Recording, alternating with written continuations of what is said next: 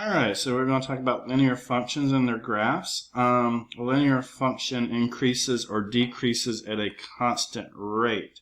And by changing at the same rate all the time, that's what makes it a straight line, as we'll see in a moment. So let's just take our first example here, which will be f of x equals 2x minus 4. Now, as with anything, if you have no idea how to graph it and you don't have a graphing calculator and app, you can just start calculating points. So I got a little table here. So for the 2x minus 4, we're going to plug in the whole numbers 0 to 6 and see what we get back. So it's like we're plugging in x's and getting back y's. So 2x minus 4 is what I'm plugging into. When I plug in 0, I get negative 4. You can do the calculation if you like. So basically that gives me the point 0, negative 4 if I want to graph it over here. When I plug in 1, I get negative 2, because it'll be 2 minus 4, so 1 is negative 2. And 2 is 0. 3 is 2. 4 is 4. 5 is 6. And 6 is 8. And you don't really have to do that much to get the gist of what's happening here. But what you can tell is the function increases, that's the f. The function is going up by 2 every time we increase x by 1.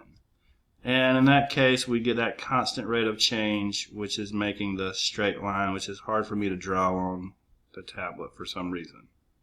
Okay.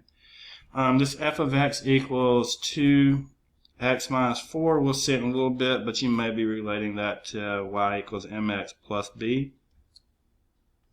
And if you are, that's good. But you don't have to at this point, but you'll see it in a minute. Alright, let's slide down the page a little bit. So let's focus in on one of the characteristics of linear functions, and that is the slope. And the rate at which a line increases or decreases per unit of x is called the slope. So we can describe that as a change in y over a change in x, as a lot of people probably know from very early algebra as far as graphing. And in formulas, usually the slope is referred to by the letter m. Okay, as we'll see in a couple different ways we can handle that. Okay? And this is all review, so hopefully it's going your way. If for some reason we're given points and not a graph, points x1, y1, and x2, y2. Just like we said, the slope m can be calculated by the change in y over the change in x. Okay, so just by subtracting those. So if we're given a graph down here like an A, we have 2 points on this graph particularly. We have the point 0, 5 up here, and we have the point 5, 2 down here. So we want to figure out the change in y. So we'll take this thing and we'll say that y is starting up here at 5 and going down to 2. So in that case, the change in y is negative 3. Negative because it's going down. And then, if we talk about the change in x, it goes from 0 all the way over to 5. Okay? So that is a change in x. So y went down 3 and x went over 5. So we can call this slope, or we would normally call it the change in the y, which would be negative 3, over the change in x, which will be 5. So negative 3 over 5, or you could say negative 3/5. Either way, it doesn't really matter. That's the same thing as going down 3/5 of a unit and going over 1. Okay, so if you had a graph and you had 2 distinct points that were easy to capture on tick marks, you wouldn't have too much trouble there. You just move your finger around. But B here, we have the points 4, 2 and negative 3, 6. So if I want to label those, I can let the first one be x1, y1, that's 4, 2, and the second one be x2, y2, that's the negative 3, 6. And then I can use that slope formula, y2 minus y1. So m would be y2 of 6 minus y1, which would be 2. So 6 minus 2 on top. That's the change in the y's. And the change in x's would be x2, negative 3, minus x1, 4. So let's see what we get here. We get 4 on top. We get negative 7 on the bottom. So that would be negative 4/7. So if we were to plot these 2 points and start on the left-hand side and connect to the right, we'd go down 4 and over 7. And if you wanted to plot those, you could definitely see it. Okay, but it would look very similar to what we've got over here with the graph, where we go down a certain amount and then over to the right. Okay.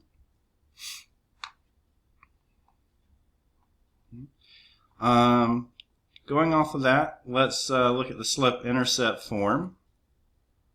The slope-intercept form is what's commonly called y equals mx plus b. The m is the slope, and the b is the y-intercept, and the open variables x and y are the points on the line. So usually when we graph this, it's common to plot the y-intercept first and then use the slope. Okay, so let's see what I mean there. So in the formulas we got down here, we got the first one, y equals negative 2x plus 3. Well, just to label things, the negative 2 is the m, that's the slope, and if your slope isn't a fraction, you can make it a fraction by putting it over 1, so negative 2 over 1. And the b here is 3, which gives us the point 0, 3. So the slope tells you how to move, but you need to be somewhere before you can move. So we're going to plot the y-intercept of 0, 3. And then we're going to use the slope, which is negative 2, 1. So we'll come down 2 over 1 and have a second point. And that's enough to let us connect the 2 dots and graph. But since they're kind of close together, let's just repeat the process. Down 2 over 1. Down 2 over 1. So we can move that slope repetitively and get a little bit better line. So I'm going to connect those. And I have a straight line with a y-intercept of 3 and a slope of down to right 1. The second example here, f of x equals 2/3 x minus 3. So the slope here, the m is 2/3, and that's the slope.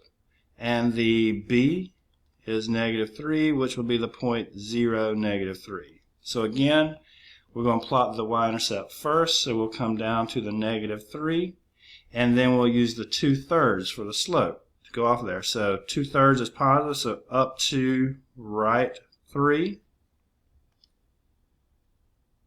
And then we'll repeat the process. Up to right 3, up to right 3. I just repeat that process because it gives me better control of connecting my dots. We should see in both of these, in A, y equals negative 2x plus 3, the slope was negative, which is a decreasing function from left to right. B, 2/3 x minus 3, the m there, the slope 2/3 is positive, so it's increasing from left to right. Okay, so if we have a nice little formula that can fit in the slope-intercept formula, y equals mx plus b, it's not too hard to graph it. If we got some weird points, we can estimate them and hopefully get a decent graph. Okay. The last thing we're going to do with this is, what if we just got some information but we don't have a nice equation? So the one thing that we have that can work here is the point-slope formula. Y minus y1 equals m times the quantity of x minus x1. That x1 and y1 refer to a given point, and the m refers to a slope. So let's try and lay this out here with a couple of examples. So the first one, A, we have the point 2, 5 and a slope of 3. So keep in mind that means m is 3, and we can let the x1 be 2 and the y1 be 5 from that point, x1, y1. So we're just going to drop it in that formula. So y minus 5 equals 3 times x minus 2. So we need to collect some things, which means we need to use the distributive property. So I'll push that 3 through, and it'll be y minus 5 equals 3x minus 6. And if I want to get it in the y equals mx plus b form, Mr. 3 disappeared. If I want to get it in the y equals mx plus b form, I'll move the 5 over, so y equals 3x minus 1. Okay, and you can always see this is still a slope of 3, and if you plugged in the 2 for x, you should get 5 back for y, so everything should work out. Okay, so this is where we're saying up here that if you had a slope and a point, that you could describe a line. The second example here, you have the points 2, 6 and 3, negative 4. Unfortunately, you don't start off with a slope, but you have 2 points, which means you can make a slope. So x1, y1 will be 2, 6. x2, y2 will be 3, negative 4. So the first thing we'll do is find the slope. y2 minus y1 is negative 4 minus 6. So up top, that'll be negative 10. The bottom, x2 minus x1 will be 3 minus 2. So that'll be 1. So we'll just say that slope is negative 10, because we don't need negative 10 over 1. We can just write it as negative 10. And now that we have that, we can use either the point 2, 6 or the point 3, negative 4, but we'll stick with the 2, 6 since we called it x1, y1. So let's fill that in. So we'll have y minus 6 equals negative 10 times the quantity of x minus 2. We'll distribute the negative 10, so y minus 6 equals negative 10x plus 20. And then to finish this out, we'll move the 6 over, so y equals negative 10x plus 26. So you should be able to plug both of these points in and see if it works. So if I plug in the 2, 6, plugging in 2 will give me negative 20 plus 6, which gives me 6 for y. It works. And if I use the 3, negative 4, I'll get negative 30 plus 26, which will give me negative 4. So both of those points work in there. So both those points are on the line. C, we're given a slope and a point. M equals negative 1/2, and we're given the point x1 will be 1 and y1 will be 2. So let's go ahead and plug those in. Y minus 2 equals negative 1/2 times x minus 1. Clean this up to try and get it to y equals mx plus b. So y minus 2 will be negative 1/2 x plus 1/2 when we distribute the negative 1/2. And then we'll move the 2 over, so it'll be y equals negative 1/2 x plus 1/2 plus 2 will be, I'll write it as 5/2. You could write it as 2/2 if you want. And once again, you have that slope of negative 1/2, and if you were to plug in 1, you would have 5/2 minus 1/2, which would give me y of 2. So everything works out perfectly there. So we know all the ways of graphing equations of lines and writing equations of lines.